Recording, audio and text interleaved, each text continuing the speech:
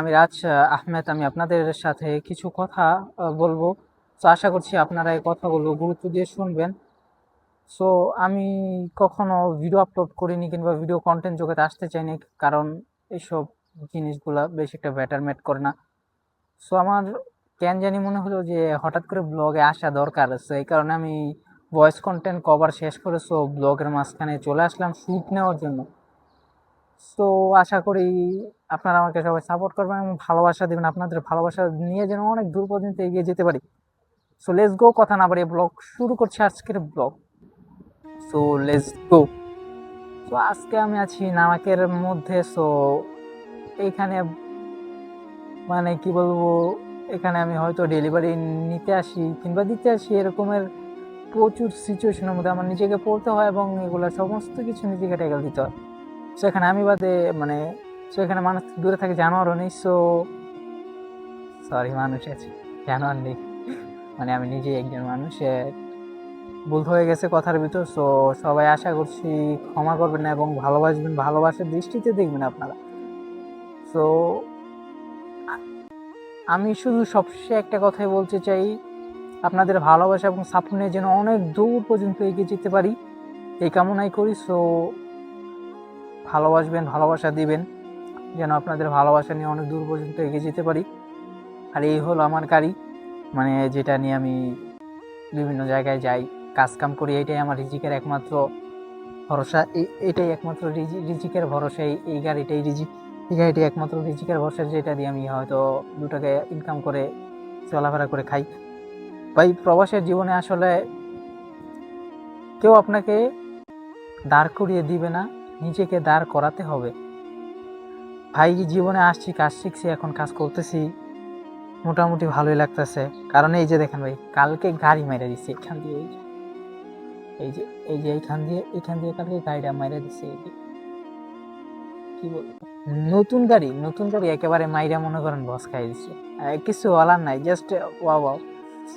So লাইফে মনে করেন চলতে ফিরতে ঘটনা বিশাল দূর পর্যন্ত যাইবে, এগুলো সমস্ত কিছু সামলাই যাব। আপনাকে আমাকে নিজেকে সতর্ক হতে হবে এবং নিজের প্রতি এতটা পরিমাণ কনফিডেন্স রাখতে হবে যে না, আমার লাইফ হইব। ভাই, এই দেশে অনেক প্রবাসী আসে, আইসা কি করে জানেন ভাই, কি বলবো, এগুলা দেখলে আসলে পরে বলার মন মানসিকতা থাকে না।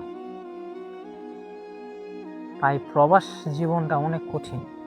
মানে এই যে অল্প বয়সে আইছি, কাজ করতেছি, দেখতেছি অনেক প্রবাসী ভাই আছে যারা খুব কষ্ট করে, যা বলার বাহিরে। ভাই, এগুলা যদি ফ্যামিলি, মানে এগুলা যদি পরিবাররা দেখতো, তাহলে আর তাদের সন্তানের প্রতি কোনো অভিযোগ থাকতো না, কারণ প্রবাসের মাটিতে মানুষ প্রচুর কষ্ট করে, প্রচুর কষ্টের পর ভাই 2টা টাকা ইনকাম করে। এগুলো আসলে বলার ভাষা নাই। মানুষ ভাবে কি যে প্রবাসে গেছে, কাজ করতেছে, দিন শেষে টাকা পাঠাইতেছে, কারি টাকা হয়তো পাঠাইতেছে, কারি টাকার কাজ করতেছে।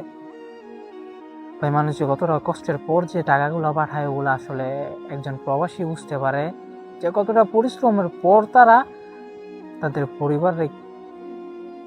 পরিবারের মুখে খাবার তুলে দেয়, টাকা দেয়।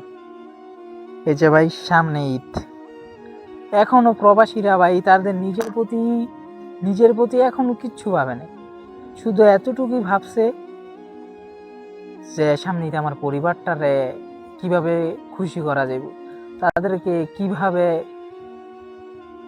একটু সুখে আছে, তাদেরকে আরটু কিভাবে সুখী করা যাবে, ওই চিন্তা করে ভাই প্রবাসীরা। ভাই, আমি লাইফে এই যে জীবনে যে আমি আইছি আমার এতটুকু বয়সে, ভাই আমি নিজে আগে প্রায় 1 বছর আগে ভাই, মানে 1 বছর আগে একটা পাঞ্জাবি ছিল, ওই পাঞ্জাবিটা দিয়ে আমি আপনার এই রোজার ঈদ করছি।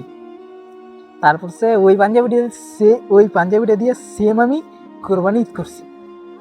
এখন প্রবাসে এসে পড়ছি, এখন সেম ওই পাঞ্জাবিটা দিয়েছে ভাই সামনে যে রোজার ঈদ আসতেছে, ওই ঈদের ভিতর আমি সেম ওই টপিক্সের ওই পাঞ্জাবিটাই পরে ঈদ করবো। কারণ আমি নিজে চিন্তা করি, ওরা সকল প্রবাসীরাই তো চিন্তা করে, কিন্তু তারপর আমি নিজে চিন্তা করি আমি নিজে কিছুটা চিন্তা করি যে আমি ওই পাঞ্জাবিটা কিনলে হয়তো 2-1 দিন পরতে পারবো, সর্বোচ্চ 3-4 দিন পরতে পারবো। তারপরে কারণ ভাই প্রবাসীর মাটিতে এইসব আপনার ভালো পোশাক জীবনও পরা হয় না, ভুলও পরা হয় না ওইসব ভালো পোশাক, কারণ আমাদের সারা শরীর 24 ঘন্টা মাটিতে গড়াগড়ি খায় এক কথায়। সো আমরা এই ভালো পোশাক কিভাবে পরবো? আর এইসব ভালো পোশাক পরে যে ভাই ঘুরমু, ওই ধরনের একদিন ঘুরলে বা একদিনের কামাই বন্ধ হয়ে যায়।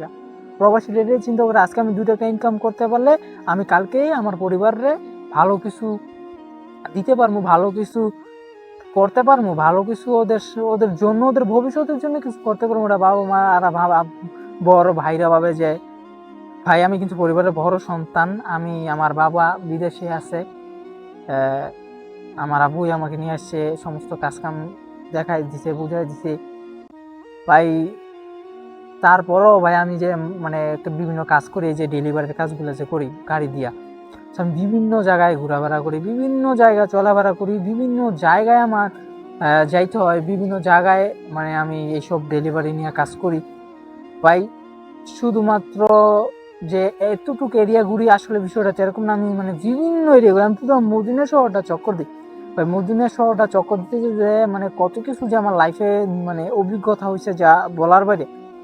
আমি অনেক কিছু অভিজ্ঞতা অর্জন করছি, অনেক কিছু ভাই এই অল্প বয়সে ভাই প্রচুর কিছু দেখছি ভাই। আমি যে জায়গার ভিতর ভাই মানে কি বলবো, সারাদিন শুইয়া বইয়া এই মোবাইল টিপা মানে মানে সময় কাটাইছি বা এখন আমার ঘুমটাও বুড়ো মতন হয় না এই গাড়ি নিয়ে বের হইতে। আমার রিজিকের জন্য বের হইতে হয়, রিজিকের মালিক আল্লাহ যতটুকু দেয়। এই যে ভাই সকাল থেকে বসে রয়েছি, মাত্র 20 রিয়াল কামাইছি, মানে মাত্র 20 রিয়াল কামাইছি, তাও 30 রিয়ালের মতন একটা পড়ছিল, একটা আমার তলব ক্যান্সেল হয়ে গেছে যার কারণে ভিডিও শুট ওই রকমের ভালো করতে পারি না, কিংবা ভালো হয় নাই মানে ওই দুইটা মানে 20 রিয়াল আর তো সারাদিন বসে রয়েছে। সো ভাই গাড়ি দিয়া যে কামাই বিষয়টা ওরকম না যে আমার খুব। হ্যালো এভরিওয়ান, আমি আজকের মতো এখানে ব্লগ শেষ করছি। আমার ব্লগের মধ্যে যদি কোনো ভুল ত্রুটি থেকে থাকে তাহলে আপনারা সবাই আমাকে ক্ষমার দৃষ্টিতে দেখবেন এবং ভালো থাকবেন, সুস্থ থাকবেন। আল্লাহ হাফেজ।